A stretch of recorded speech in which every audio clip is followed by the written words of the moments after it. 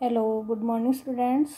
बच्चों, हमारा chapter 5 history में रूलर्स एंड बिल्डिंग्स हम लोग रीड कर चुके हैं। आइए अब इसके क्वेश्चन आंसर्स करते हैं। हमारा फर्स्ट क्वेश्चन है कि how is the trabeate principle of architecture different from the arcuate. यानी जो ट्रेबिएट प्रिंसिपल है वो ट्रेबिएट आर्किटेक्चर का जो प्रिंसिपल है वो आर्क्वेट आर्किटेक्चर से किस प्रकार अलग है। देखिए बच्चों, ट्रेबिएट आर्किटेक्चर जो है इसमें क्या है, roofs, doors and windows were still made by placing a horizontal beams across two vertical columns.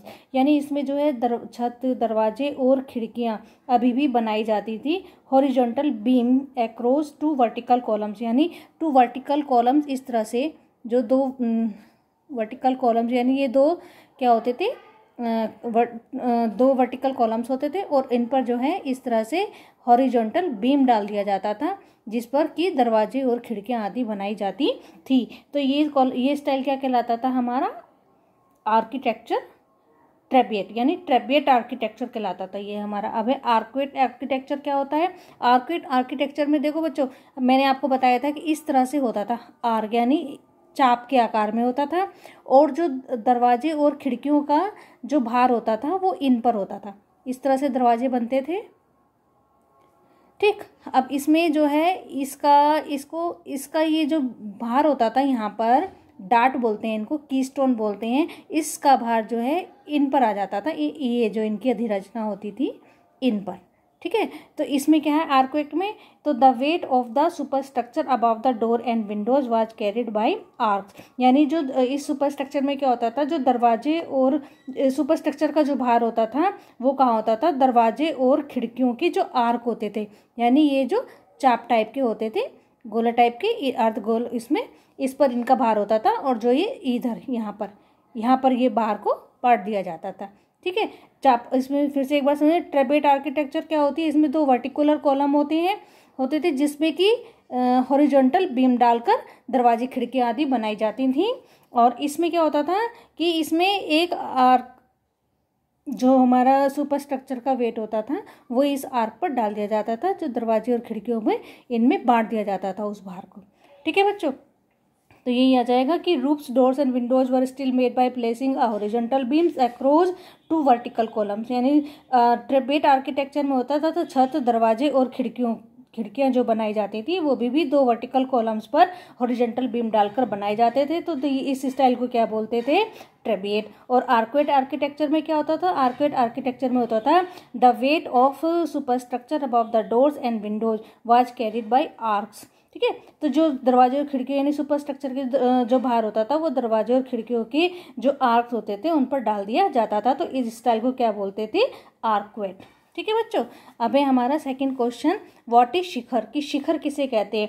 तो a shikhara is the topmost portion of a temple. यानी जैसे ये टेम्पल की ये इस तरह से, ये देखिए यहाँ पर ये टेम्पल इस तरह से बने होते थे टेम्पल, तो इसका जो ऊपर वाला भाग होता था, बिल्कुल ऊपर वाला भाग होता है ना, उसको क्या बोलते हैं, शिखर। ठीक, तो ये हो जाएगा कि a shikhara is the topmost pointed portion of a temple. Temple का जो सबसे ऊपर का पोर्शन होता था उसे क्या बोलते हैं, शिखर बोलते हैं। अब हमारा third question, what is pietra dura. Pietra dura क्या होता है कि पित्राद्युरा वाज एन आर्किटेक्चर और टेक्निक, ये एक आर्किटेक्चर टेक्निक थी। In this technique coloured hard stones are used for ornamentation of buildings. इसका जो टेक्निक का यूज किया जाता था, जो कलर्ड हार्ड स्टोन्स होते थे, जो उसमें बिल्डिंग इमारतों को खूबसूरत यानी सुंदर बनाने के लिए इनका उपयोग किया जाता था। फोर्थ क्वेश्चन है, what are the elements of a Mughal charbagh. यानी मुगल चारबाग की क्या विशेषताएं थी। इसका आंसर है बच्चों कि these gardens were developed with in rectangular world in enclosures. जो ये गार्डन थे, मतलब ये देखिए, ये इस तरह से चार दीवारी हो गई। ठीक है, ये इस तरह से चार दीवारी हो गई, तो इसमें जो है ये समान भाग में बटे होते थे, जो चार भाग होते थे। तो यही है, इसमें फर्स्ट पॉइंट ये हो गया कि these gardens were developed with in rectangular wall enclosure, यानी ये चारों ओर दीवार से बंद होते थे यानी घिरे होते थे। These gardens were divided into 4 parts, यानी ये 4 पार्ट्स में बटे हो गए। तो these gardens were divided into 4 parts bye किसके द्वारा, आर्टिफिशियल चैनल्स, यानी जो कृत्रिम नहरें होती थी, नहरों के द्वारा ये 4 भागों में बांट दिए जाते थे। और these gardens were called Charbagh. ये जो गार्डन चारबाग कहलाते थे, क्यों कहलाते थे? Because of their symmetrical division, यानी ये जो 4 भाग होते थे ये समान भागों में बटे रहते थे। तो इस एक समान भागों में बटे होने के कारण ये जो 4 भाग को क्या कहा जाता था? चारबाग कहा जाता था। ये इसकी विशेषताएं थी। बच्चों अब ये आप जो है ये 4 क्वेश्चंस करेंगे आप लोग, इसके बाद में आपके पास अब नेक्स्ट क्वेश्चन सेंड करूंगी। ओके, थैंक यू बेटा।